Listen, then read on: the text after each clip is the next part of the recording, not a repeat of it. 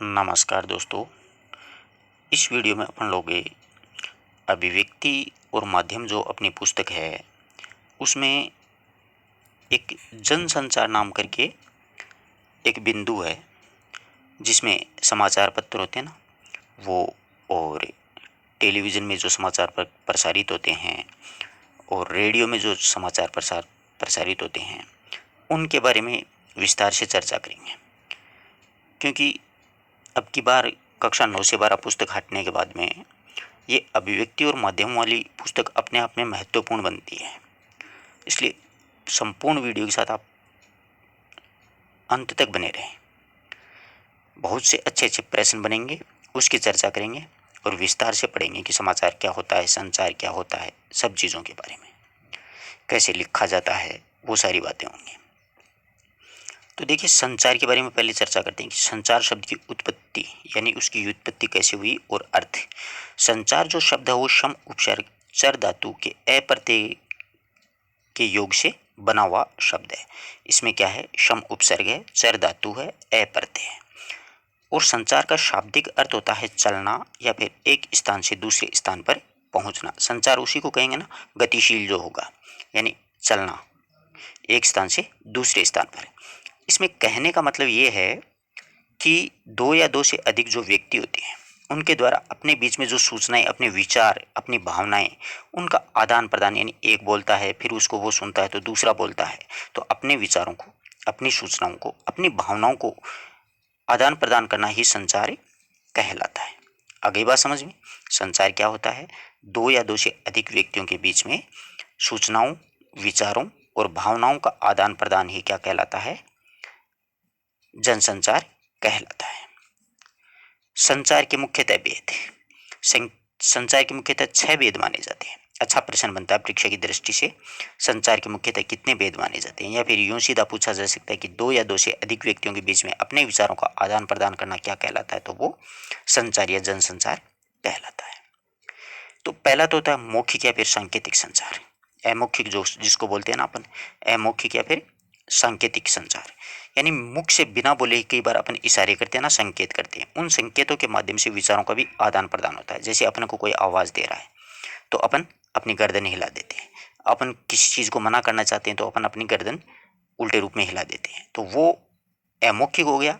और संकेत के माध्यम से अगले के पास सूचना है वो भी पहुंच गई कि ये चाहता क्या है अपन से। अपने से अपन कहते हैं कि चाय पी लो, वो अगला मना कर देता है, तो मतलब बिना बोले गर्दन हिला देता, तो अपन समझ जाते हैं कि ये चाय नहीं पीना चाहता है। तो सूचना तो अपने पास पहुंच ही गई, कोई आवाज़ नहीं हुई, कुछ भी नहीं हुआ, और संकेत के माध्यम से संचार का आदान प्रदान हो गया।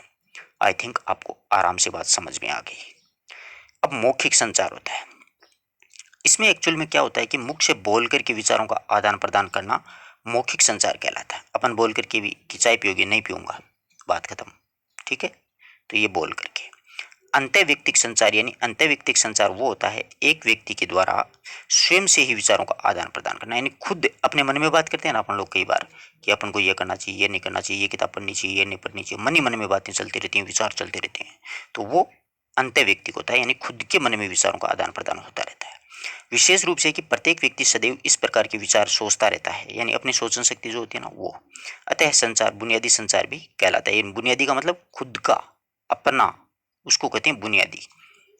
तो अपने खुद के विचार होते हैं ना, जो सोचते हैं ये करना चाहिए, ये नहीं करना चाहिए, हजार बात के विचार आते हैं अपने दिमाग में, नेगेटिव पॉजिटिव, ज़्यादातर नेगेटिव ही आते हैं सारे, पॉजिटिव तो बहुत ही कम आते हैं। फिर अंतर्व्यक्तिक, सिर्फ दो व्यक्तियों के बीच में या फिर आमने सामने होकर के विचारों का आदान प्रदान। दो व्यक्ति आमने सामने बैठ करके अपने विचार रखते हैं, ये होना चाहिए, ये नहीं होना चाहिए, वो कहता है ये होना चाहिए। एक हो सकता है मतलब एक के दिमाग में अच्छे विचार ना आए तो दूसरे के माध्यम से उन विचारों को मतलब प्रभावित होने की शक्ति मिल जाए, अच्छा विचार किसी के दिमाग में कौंध जाए। समझ रहे हो ना बात को, तो वो वाली बात है। तो दो व्यक्तियों के बीच में आमने सामने बैठ करके विचारों का आदान प्रदान करना अंतर्व्यक्तिक। समूह है, बहुत से व्यक्ति हो जाएंगे, दो या दो से अधिक व्यक्तियों के मुख से बोल करके विचारों का आदान प्रदान करना। जैसे एक संस्था होती है, एक सभा होती है, उस सभा में 5-10 व्यक्ति मिले हुए रहते हैं और उनके माध्यम से वो विचारों का आदान प्रदान करते हैं, किसी एक इशू को लेकर के, किसी एक बिंदु को लेकर के चर्चा करते हैं, वो वाली बात है। जैसे देखिए, कक्षा कक्ष होती है, संसद होती है, विधानसभा होती है, बैठकें इन सभी की बैठक होती है ना, उन सभी में जो संचार होता है, ऐसी परीक्षा में पूछ ले कि संसद भवन की बैठक चल रही है और उसमें एक किसी विधेयक को पारित करने पर विचार किया जा रहा है, किस प्रकार का संचार है, तो ये समूह संचार है, बिल्कुल समूह संचार है। समझ रहे हो बात को। और एक दार्शनिक अपना किसी बिंदु पर लेकर के या किसी टॉपिक पर लेकर के विचार कर रहा है, तो वो अंतः व्यक्ति के यानी दार्शनिक होता है, वो खुद ही सोच रहा है कि ये होना चाहिए, ये होना चाहिए, है ना। अंतर्व्यक्तिक दो व्यक्तियों के मध्य होगी। तो इस प्रकार से आप लोगों को ये आराम से बात समझ में आई होगी, किसी प्रकार की कोई दिक्कतें नहीं होनी चाहिए कि संचार क्या होता है क्या नहीं होता है, वो सारी बातें आपको आराम से समझ में आ गई होगी। एक होता है जनसंचार। अब देखिए जनसंचार में क्या होता है, जब हम व्यक्तियों के समूह के साथ साथ प्रत्यक्ष संवाद करने के बजाय तकनीकी अथवा यांत्रिकी साधनों के माध्यम से अपने विचारों का आदान प्रदान करते हैं, वो होता है जनसंचार। जैसे मेरे विचार आप लोगों तक पहुंच रहे हैं, तो ये जनसंचार ही तो हो रहा है। अपन आमने सामने तो है नहीं, परंतु बहुत से लोगों के पास में मतलब मीडिया जिसको अपन बोलते हैं, उसका माध्यम से अपन अपने विचार लोगों तक पहुँचाते हैं। जो यांत्रिक साधन होते हैं उनके माध्यम से अपने विचार आदान प्रदान करते हैं, तो वो हो गया जनसंचार। सामान्यतः अगर देखा जाए ना, तो कोई भी व्यक्ति सर्वप्रथम अपने मन में उत्पन्न होने वाले विचारों को किसी भी भाषा में यानी एनकोडिंग, जिसको कूटीकृत भाषा, उसमें लिखता है एवं किसी माध्यम से यानी समाचार पत्र के माध्यम से, रेडियो के माध्यम से, टीवी, इंटरनेट इत्यादि के माध्यम से इन सभी संदेशों को प्राप्तकर्ता तक पहुंचा देता है। एक प्राप्तकर्ता उस संदेश का डिकोडिंग यानी कूटवाचन करके संदेश को ग्रहण कर लेता है और साथ ही अपनी प्रतिपुष्टि फीडबैक दे देता है। यानी आप नीचे कमेंट लिखते हो ना, आप अच्छा पढ़ाते हो, बुरा पढ़ाते हो, ये समझ में नहीं आया, वो होता है मतलब फीडबैक, उसको बोलते हैं अपन फीडबैक। तो बहुत से विद्यार्थियों को आई थिंक मुझे पता है कि ये फीडबैक क्या होता है इसका पता नहीं है। कई बार ये शब्द सुनने को जरूर मिलता है अपन को कि आपने फीडबैक नहीं दिया। अब फीडबैक जानता ही नहीं अगला देगा कहाँ से। फीडबैक का मतलब कमेंट कर दिया करो कि आपको बढ़िया लग रहा है नहीं लग रहा है। ये बात आ गई आपको समझ में।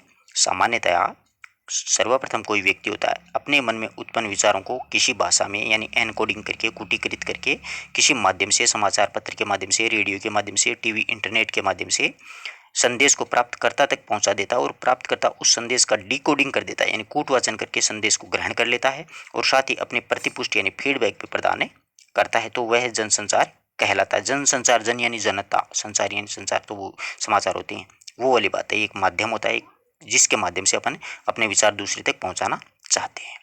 आगे बात समझ में सभी, किसी प्रकार का कोई कंफ्यूज नहीं होना चाहिए कि जनसंचार के माध्यम कितने होते हैं, कितने प्रकार होते हैं, क्या होता है।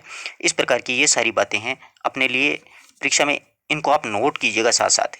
बहुत से विद्यार्थियों की ये बड़ी समस्या रहती है कि सर आप वो पीडीएफ नहीं दी। अब पीडीएफ से पढ़ाई नहीं होती भैया, पढ़ाई होती है पढ़ने से। पीडीएफ इकट्ठी करके क्या कर लोगे आप लोग, मुझे एक बात बताओ। आपके पास हज़ारों पीडीएफ होंगी और बहुत सी पीडीएफ्स वगैरह हैं, वो मतलब यहाँ पर पड़ी रहती हैं।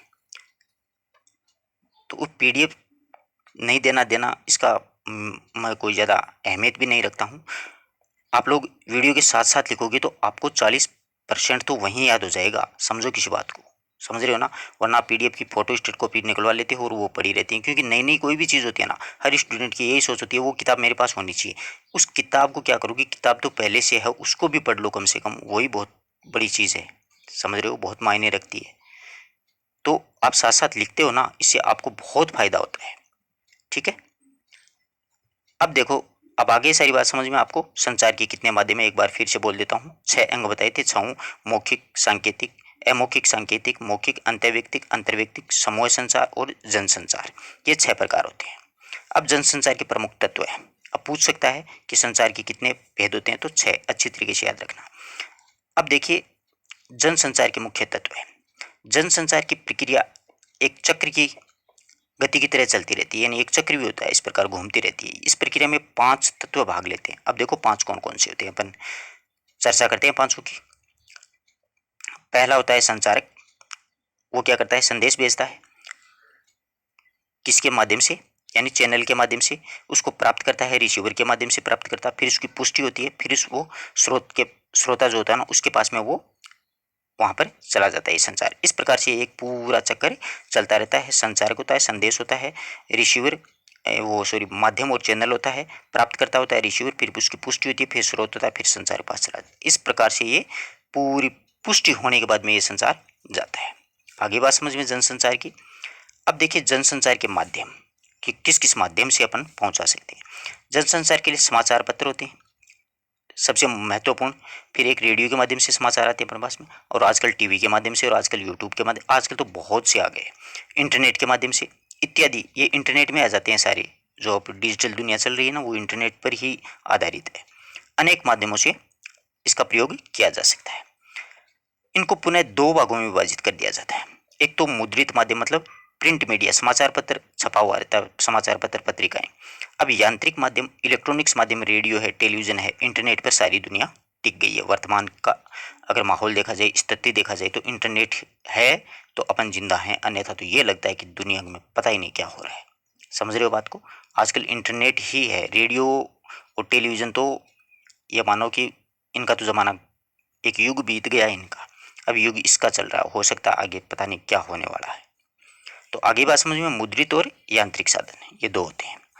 अब समाचार पत्रों की चर्चा करते हैं। सबसे पहले अपन समाचार पत्र पढ़ते हैं मुद्रित के रूप में। यह है संचार का मुद्रित माध्यम माना था। अच्छा प्रश्न बनता है कि संचार का मुद्रित माध्यम कौन सा होता है? तो समाचार पत्र होता है। मुद्रित का मतलब लिखना। विश्व में सबसे पहले मुद्रण कला है, उसका प्रयोग करने वाला देश कौन सा माना जाता है? चीन माना जाता है। अच्छे प्रश्न बनते हैं। सबसे पहले मुद्रण कला कहाँ विकसित हुई? चाइना में। मुद्रण के लिए छापे खाने का आविष्कार सबसे पहले जर्मनी के एक गुटेनबर्ग नामक है, उस विद्वान के द्वारा की गई थी। छापे खाने की स्थापना सबसे पहले जर्मन देश में हुई थी, जर्मनी में गुटेनबर्ग के द्वारा की गई थी। अच्छे प्रश्न है। भारत में सबसे पहले छापाखाना 1556 ईस्वी में गोवा में स्थापित किया गया था, ईसाइयों के द्वारा, मतलब अंग्रेजों के द्वारा। ये है जो छापाखाना है वो ईसाई मशीनरियों के द्वारा अपनी धार्मिक पुस्तकों का छापने के लिए स्थापित किया गया था। तो भारत में प्रथम छापाखाना 1556 गोवा में लगाया गया था। अच्छी तरीके से ध्यान रखिए। भारत में सर्वप्रथम समाचार पत्र का नाम भी पूछा जा सकता है। बंगाल गजट आपने जीके में पढ़ा होगा। 1780 में जेम्स ऑगस्टिन हिक्की के द्वारा ये प्रकाशित करवाया गया था। तो ये इसके संपादक थे, जेम्स ऑगस्टिन हिक्की। भारत का हिंदी भाषा में अगर समाचार पत्र की बात करें तो पहला साप्ताहिक समाचार पत्र था उदंत मार्तंड। ये जुगल किशोर के द्वारा 1826 ईस्वी में, 30 मई और लिख लेना अगर आपको ज़्यादा ही गहराई में जाना है तो, 30 मई 1826 ईस्वी में जुगल किशोर चतुर्वेदी के द्वारा हिंदी का पहला समाचार पत्र निकाला गया था। लेकिन ये साप्ताहिक था। तो पहला दैनिक हिंदी का समाचार पत्र है वो समाचार पत्र है समाचार सुधावरण, 1854 में श्याम सुंदर दास के द्वारा निकाला गया था। आगे बात समझ में, ये दोनों ही कोलकाता से निकलते थे। ये बात भी अगर आप चाहो तो याद रख लेना। समाचार पत्रों के लेखन के समय ध्यान रखी जाने वाली बातें, बहुत ही महत्वपूर्ण बिंदु है कि समाचार कैसे लिखे जाते हैं। समाचार पत्रों में प्रकाशित समाचारों में लोक प्रचलित भाषा की दृष्टि से शुद्ध होने चाहिए, यानी लोक प्रचलित भाषा के जो शब्द होते हैं उनका प्रयोग इनमें किया जाना चाहिए जो आम आदमी आराम से समझ सके। आगे बात समझ में, लोक प्रचलित भाषा या शब्दावली का प्रयोग करना चाहिए। समाचार पत्रों में लिखे जाने वाले शब्द व्याकरण एवं वर्तनी की दृष्टि से बिल्कुल शुद्ध होने चाहिए, परंतु आजकल तो शुद्ध कम ही मिलते हैं। और उसका रीज़न एक ये हो जाता है कि ये नहीं है कि पत्रकार को शुद्ध लिखना नहीं आता है, क्योंकि कीपैड है ना, जो वर्तमान में चल रहा है कंप्यूटर का कीपैड, उसमें बहुत से हिंदी वर्णमाला के व्यंजन वर्ण वगैरह वो समाहित नहीं है। जैसे ये था, ये उसमें लिखा नहीं जाता, बहुत समस्या होती है। किसी किसी में तो बिल्कुल भी नहीं लिखा जाता है, किसी में लिखा जाता है तो बहुत माथापड़ी होती है, इसलिए वो एन दबा के छोड़ देते हैं तो वो ये का नया हो जाता है। समझ रहे हो बात को? इसलिए वो गलतियाँ हो जाती हैं। करना कोई नहीं चाहता है गलती, गलत सूचना ना तो कोई देना चाहता है, ना ही कोई छापना चाहता है, ना ही कोई गलत बताना चाहता है किसी को। जहाँ तक मैं मानता हूँ इंसान हमेशा सही और सरल और शुद्ध ही और अच्छी बातें बताने की कोशिश करेगा। ये नहीं है कि फालतू की बेकार बातें हैं उनका प्रचार प्रसार करे, उससे कोई मतलब वाली बात तो है नहीं। एक बार अपन किसी चीज़ को यूज़ में ले लेंगे या प्रयोग में ले लेंगे, लेकिन जब अपन को पता चलेगा कि ये फालतू की बकवास कर, कोई मतलब वाली बात तो है नहीं उसमें। समझ रहे हो बात को? तो इसलिए वो गलतियाँ हो जाती हैं। तीसरी इसमें महत्वपूर्ण बात ये होती है कि समाचार पत्रों में समाचार लेखन के लिए आवंटित जगह के अनुशासन का पालन करना चाहिए, यानी कौन सा समाचार कहाँ देना है। ये बात बहुत ज़रूरी, बहुत मायने रखती है, क्योंकि जो नई नई सूचनाएं होती हैं ताज़ा तरोताज़ा वो मुख्य पृष्ठ पर आती हैं। देख रहे हो बात को कि भारत का प्रधानमंत्री आज जर्मनी के दौरे पर है। महत्वपूर्ण बात है क्योंकि भारत के प्रधानमंत्री हैं वो, इसलिए वो मुख्य पृष्ठ पर आएगी आपको। और जैसे जैसे ऐसे तो डकैती मारधाड़ वगैरह वगैरह की तो आप बीच में पढ़ते ही रहते हो। समाचार पत्रों के समाचारों में धाराप्रवाहिता और तारतम्यता तो होनी चाहिए, क्योंकि एक समाचार अपन लिख रहे हैं तो अपन को पता होना चाहिए घटना कहाँ घटी है, किसके द्वारा घटी है, क्यों घटी है, कैसे घटी है। वो एक तारतम्यता होनी बहुत ही जरूरी होती है। तो ये 4-5 बातें होती हैं, वो समाचार पत्र में ध्यान रखी जाने वाली बातें होती हैं। इनमें से ये एक पॉइंट को वो घुमा देगा, अगला परीक्षा में अपन को पूछना चाहिए कि समाचार पत्रों के लेखन के समय ध्यान रखी जाने वाली बातें कौन सी नहीं है। तो ध्यान दीजिएगा इस बात का, ठीक है। ये 3-4 छोटी छोटी बातें हैं, आराम से आप लोग समझ गए इन चीज़ों को। अब रेडियो में भी एक मतलब नियम तो होता ही है हर चीज़ का। तो रेडियो ये जनसंचार का यांत्रिक माध्यम होता है। पहला प्रश्न तो यहीं से बनता है कि रेडियो जनसंचार का कैसा माध्यम है, मुद्रित या यांत्रिक? तो यांत्रिक माध्यम है। मुद्रित में सिर्फ और सिर्फ समाचार पत्र पत्रिकाएं होती हैं। रेडियो का आविष्कार 1895 ईस्वी में मार्कोनी के द्वारा किया गया था, ठीक है। विश्व स्तर पर देखा जाए तो रेडियो की शुरुआत सबसे पहले 1921 में अमेरिका में हुई थी, क्योंकि विकसित देश वही है, वही करेगा। अमेरिका में रेडियो का प्रसारण है वो 1921 में 3 स्टेशनों पे हुआ था, न्यूयॉर्क में, शिकागो में और पीटर्सबर्ग में, ठीक है। ये विश्व स्तर की बात है, अपने भारत की अपने लिए मायने रखती है। भारत में रेडियो की शुरुआत 1921 में मुंबई में ही हो गई थी। सबसे पहले टाइम्स ऑफ इंडिया ने डाकतार विभाग के माध्यम से यानी उसके सहयोग से एक संगीत कार्यक्रम को प्रसारित किया था। सबसे पहले भारत में रेडियो का जो टेलीविज़न की जो शुरुआत है वो 1921 में कहाँ पर हुई? मुंबई में। और किसके द्वारा की गई? टाइम्स ऑफ इंडिया ने डाकतार विभाग के सहयोग से, यानी दोनों विभागों ने आपस में पैसा इन्वेस्ट किया और एक संगीत कार्यक्रम का आयोजन करवाया, उसको प्रसारित किया। आगे बात समझ में। भारत में ऑल इंडिया रेडियो AIR की स्थापना 1936 में हुई थी। ऑल इंडिया रेडियो की शुरुआत कहाँ पर हुई थी? 1936 में। भारत की आज़ादी तक भारत में रेडियो स्टेशनों की अगर चर्चा की जाए, भारत में रेडियो स्टेशनों की अगर चर्चा की जाए तो 6 रेडियो स्टेशन थे, 8, वो 6 तो बाद में क्या कि 2 पाकिस्तान में चले जाते हैं, इसलिए वो 6 हो गए थे। आज़ादी तक इतने थे, एक तो दिल्ली में था, मुंबई में पहला था, फिर कोलकाता में, फिर चेन्नई में, फिर लखनऊ में, फिर तिरुचिरापल्ली में, लाहौर में और पेशावर में। ये वाले पाकिस्तान में चले गए दोनों के दोनों। तो अपने पास में कितने बचे? 6। परंतु परीक्षा में प्रश्न पूछा जाए कि आज़ादी के समय भारत में रेडियो स्टेशन कितने थे, तो 8 ही करना है अपन को। कितने करना है? 8 ही रेडियो स्टेशनों की शुरुआत है वो करनी है।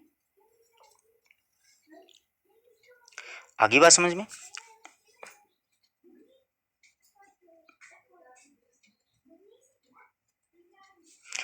अब आगे देखिएगा कि वर्तमान में लगभग अगर देखा जाए ना तो 24 भाषाओं में और 146 बोलियां जो हैं अपने भारत देश में, उसमें रेडियो का कार्यक्रम है वो प्रसारित किया जा रहा है। वर्तमान में अगर भारत में देखा जाए तो 24 भाषाओं में और 146 बोलियों में, ये अच्छा कथन है। परीक्षा में पूछा जा सकता है कि वर्तमान में रेडियो कितनी बोलियों और कितनी भाषाओं में प्रसारित हो रहा है, तो 24 भाषाएं, 146 बोलियां। भारत के द्वारा रेडियो प्रसारण की 2 तकनीकी, ये बहुत प्रसिद्ध है, ये पक्का पूछा जाएगा परीक्षा में। कौन कौन सी तकनीक? AM FM, आप देखते हो ना रेडियो की शुरुआत अपने में AM और FM के माध्यम से होती है ना। वो AM FM होता क्या है आज पता चलेगा अपन को। AM का मतलब होता है एम्पलीट्यूड मॉड्यूलेशन, यानी इसमें प्रसारण जो होता है ना वो धीमी गति से होता है, इसलिए आजकल वर्तमान में जो रेडियो वो FM ही होता है, FM स्टेशन।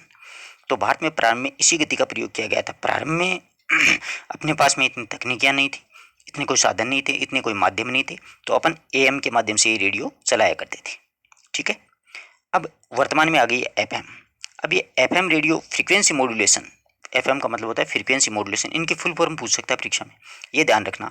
AM की फुल फॉर्म आप लिख लेना अच्छी तरह से, एम्पलीट्यूड मॉड्यूलेशन और फ्रीक्वेंसी मॉड्यूलेशन। इसके प्रसारण की गति थोड़ी सी तेज होती है और भारत में इसी तकनीक का प्रयोग 1993 में किया गया था। कब किया गया था? 1993 में इसकी शुरुआत हो गई थी FM रेडियो की। भारत में 1997 तक तो रेडियो और टेलीविज़न सीधे क्या थे? केंद्र सरकार के अधीन हुआ करते थे, उसके नियंत्रण में थे। लेकिन 1997 में केंद्र सरकार ने इसको प्रसार भारती, आप सुनते ना अभी मुख्य समाचार प्रसार भारती से सीधे प्रसारित किए जाएंगे, तो वो ये प्रसार भारती एक मतलब संस्था है, प्रसार भारती नामक एक स्वायत्त शासित संस्थान के नियंत्रण में दे दिए थे 1997 में। ये भी अच्छा कथन है कि रेडियो और टेलीविज़न को प्रसार भारती स्वायत्त शासित संस्थान के अधिग्रहण कब कर दिया गया था, तो ध्यान रखना 1997 में। आगे बात समझ में। अब देखिए रेडियो समाचार पत्रों में क्या क्या बातें होती हैं।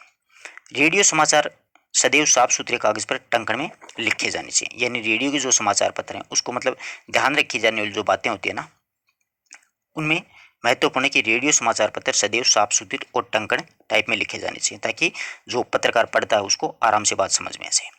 रेडियो संचार जो है वो टंकण के, रेडियो समाचार जो भी है टंकण के लिए ट्रिपल स्पेस का प्रयोग किया जाना चाहिए, यानी 3-3 स्पेस दिया जाना चाहिए उसके बीच में, ताकि अगले अक्षर आराम से साफ दिखाई दें।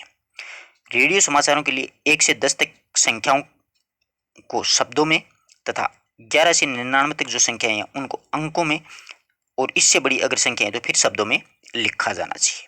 मतलब रेडियो में संक्षिप्तीकरण जो शब्द है इसका प्रयोग नहीं करना चाहिए, बल्कि उनको पूरा लिखा जाना चाहिए। कैसे लिखा जाना चाहिए देखो, जैसे अपन लिखते हैं 20%, ये लिखना गलत है, जबकि ऐसा लिखना चाहिए 20%।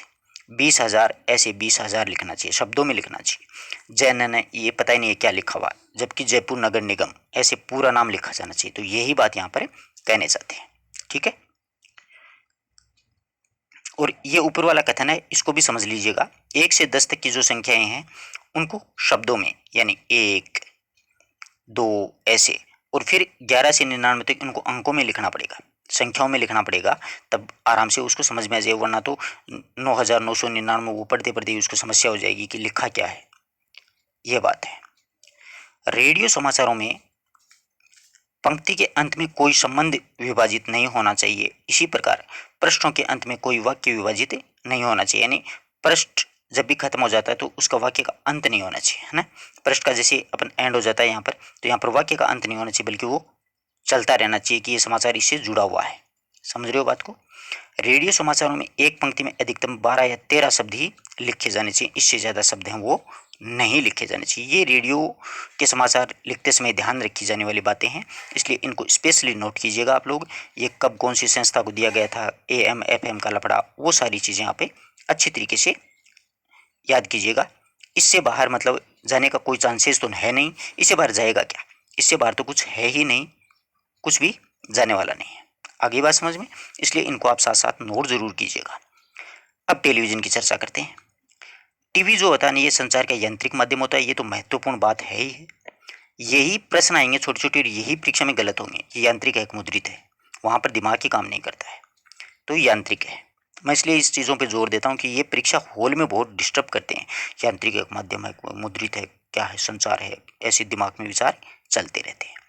टेलीविजन का आविष्कार 1927 में बेयर्ड के द्वारा किया गया था। बेयर्ड्स नाम था कोई, जॉन लॉक बेयर्ड्स के द्वारा।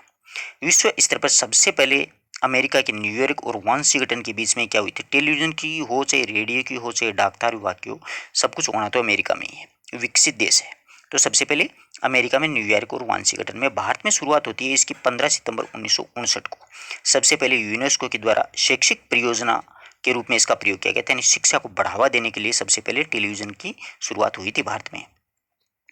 भारत में टेलीविजन सेवा की विधिवत अगर शुरुआत देखी जाए तो 15 अगस्त 1965 को मानी जाती है विधिवत, क्योंकि बीच बीच में रुक गया था ये। जब 1959 में शुरू हुआ था भारत में, तो ये बीच बीच में कार्यक्रम काट दिए जाते थे, 6-6 महीने प्रोग्राम ही नहीं आते थे, और था भी किसके पास में, कोई जानता ही नहीं था। प्रारंभ में टीवी सेवा है वो रेडियो के साथ ही जोड़ दिया था दोनों को, और अप्रैल 1976 में रेडियो को टीवी से अलग कर दिया। ये भी अच्छा कथन बनता है परीक्षा में कि रेडियो और टीवी को अलग अलग कब किया, तो 1976 में। आगे बात समझ में है, कोई समस्या इस प्रकार की? अगर किसी भी विद्यार्थी किसी प्रकार की कोई शंका हो तो आप लोग बीच में मतलब पूछ सकते हो। अब आगे देखिए, टेलीविजन में समाचारों के विविध चरण कौन कौन से हैं।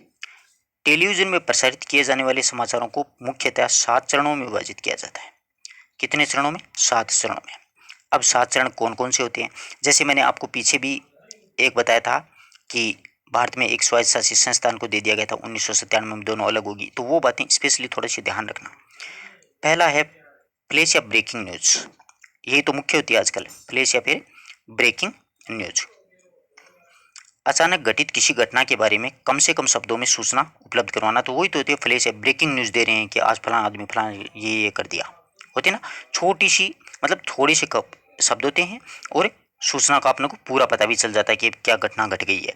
तो अचानक घटित कोई घटना हो जाती है, उसको कम से कम शब्दों में सूचना मात्र को मतलब उपलब्ध करवाना, उनका मुख्य उद्देश्य यही होता है कि सूचना मतलब आम जनता तक पहुंच जाए। पहला होता है फ्लैश या ब्रेकिंग न्यूज। दूसरा क्या होता है इसमें, दूसरा इसमें होता है ट्राई एंकर।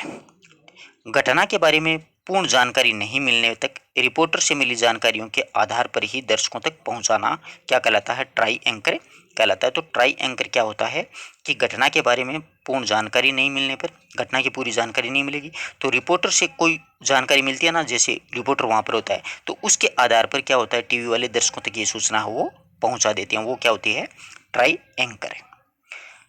एक होती है फोन इन। इसमें क्या होता है कि एंकर जो होता है, जो मतलब टीवी पे समाचार दिखाता है, वो रिपोर्टर से फोन पर बात करके और दर्शकों तक सूचना पहुंचा देता है कि फोन पे बात कर ली है, ये सूचना मिल रही है हमें, अब देखते हैं कि आगे क्या सूचना मिलने वाली है। ऐसा होता है ना कभी कभी अपन, जैसे मतलब ये चुनाव की समाचार वगैरह देखते हैं तो हाँ हाँ अंदर से ये सूचना आ रही है कि ये फला फला आदमी इतने इतने वोटों से आगे चल रहा है, ये जीत गया है ना, वो बात। एक होता है एंकर विजुअल। रिपोर्टर के द्वारा घटना के दृश्य भिजवा दिए जाने पर उन्हें दर्शकों तक पहुंचाना, यानी दृश्य जो रिपोर्टर होता है घटना स्थल पर मौजूद होता है वो फोटो वगैरह वहां पर खींच लेता है और वो मतलब उसको दे देता है। तो वो टीवी वाला जो होता है ना मुख्य, ये मतलब एंकर, उस एंकर जो होता है वो अपने को वो दृश्य दिखला देता है कि देखो यहाँ पर आग लगी हुई है, ये लगी हुई है, वो वाली बात है। Anchor bite. एंकर बाइट का मतलब होता है घटना के प्रत्यक्ष दृश्यों अथवा संबंधित व्यक्तियों के कथन सुना करके, हाँ हाँ ऐसे कहते हैं ना, आप बताओ अपने विचार इसमें क्या होना चाहिए क्या नहीं होना चाहिए, ऐसा होता है ना कई बार टीवी में हम समाचार देखते हैं तो वो होता है एंकर बाइट।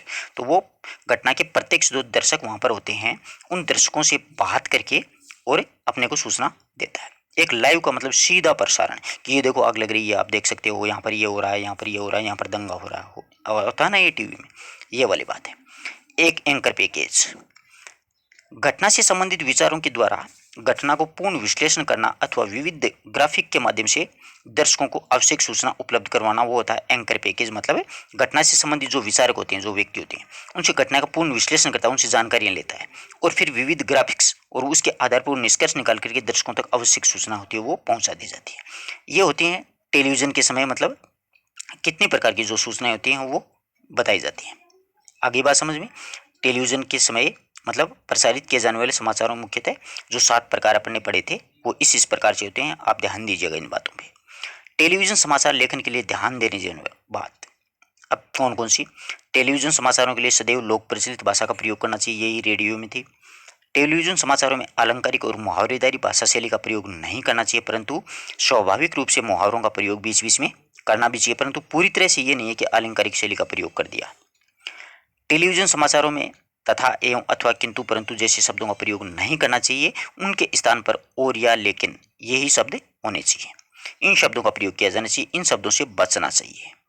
तो ये अच्छा प्रश्न बनता है यहाँ पर कि टेलीविजन समाचारों में कौन सी बात ध्यान रखी जाने वाली नहीं है, तो वहाँ पर ये लिख देगा अथवा किंतु परंतु ये शब्द नहीं, वहाँ पर और या और लेकिन इन शब्दों का प्रयोग करना चाहिए।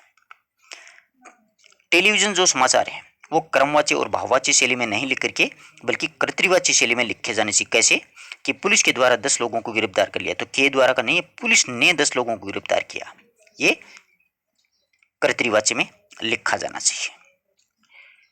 टेलीविजन समाचारों में बीच बीच में क्या होता है कि नेट साउंड होना बहुत जरूरी होता है। समाचारों के प्राकृतिक आवाजों यानी नेट साउंड को भी सुनाया जाना चाहिए, यानी बीच बीच में अगला बोर ना हो, इसलिए आते हैं ना आवाज घूम फिर के। इंटरनेट ये भी एक जनसंचार का वर्तमान का सबसे बड़ा स्तंभ है। ये जनसंचार का यांत्रिक यानी इलेक्ट्रॉनिक माध्यम है। जब किसी कंप्यूटर को टेलीविजन सेवा से जोड़ दिया जाता है या उन दोनों के माध्यम से विचारों का आदान प्रदान किया जाता है, उसे इंटरनेट संचार कहा जाता है। समझ गए बात को। वर्तमान में अपने यही चल रहा है। इंटरनेट के माध्यम से समाचारों का आदान प्रदान करना इंटरनेट पत्रकारिता कहलाती है। इंटरनेट के माध्यम से तो होगा, नेट जब खुलेगा तभी तो आप मेरी आवाज़ सुनोगे, वरना तो बैठे रहो, ये बात है। विश्व में इंटरनेट पत्रकारिता अब तक 3 चरण विकसित हो चुके हैं। पहला हुआ था 1982 से 92 तक, दूसरा 93 से 2000 तक और अब नया चल रहा है 5G 2002 से अब तक का। वर्तमान 4G से 5G तक आ गया है। भारत में अब तक 2 ही विकसित हुए हैं, पहला 1993 से 2002 तक और दूसरा से 2003 से अब तक ये चल रहा है। क्योंकि अपने इस टाइम में तो अपन जानते ही नहीं थे इंटरनेट होता क्या है, जबकि दुनिया उस समय इंटरनेट पे आ चुकी थी, इसीलिए तो उन लोगों ने मोबाइल तक बना दिया, ये बात है। अब देखो इंटरनेट जनसंचार की मुख्य विशेषताएं क्या होती हैं। जनसंचार के द्वारा मुख्यतः प्रसारित संदेश प्राकृतिक और सार्वजनिक होते हैं। जनसंचार के संचारक प्राप्तकर्ता के माध्यम से प्रत्यक्ष या सीधा इसमें कोई संबंध नहीं होता है। कोई नहीं जानता है इंटरनेट पर कौन किसको क्या डाल रहा है, नहीं जानता। जनसंचार में तुरंत फीडबैक प्राप्त भी नहीं होता है, तुरंत नहीं होता है। सुनेंगे देखेंगे तभी तो अपन उसके बारे में विचार लिख सकेंगे, तुरंत थोड़ी दे देंगे फीडबैक। और जनसंचार में अनेक द्वारपाल कार्य करते हैं, ये द्वारपाल तो हमेशा ही चलते रहते हैं। अब अपन यहाँ तक जनसंचार के माध्यमों के बारे में पढ़ लिया है। अब देखो समाचार पत्रकारिता लिखी कैसे जाती है, क्या क्या होता है, वो सब चीज़ें हैं अपन नेक्स्ट वीडियो में पढ़ेंगे। तो आशा करता हूँ दोस्तों आपको रेडियो, टेलीविज़न, इंटरनेट इनके बारे में और संचार के माध्यम में संचार के बारे में आपको सब बातें आराम से समझ में आ गई होंगी। अगर किसी विद्यार्थी किसी प्रकार का कोई डाउट हो तो आप लोग कमेंट कर सकते हो। धन्यवाद दोस्तों।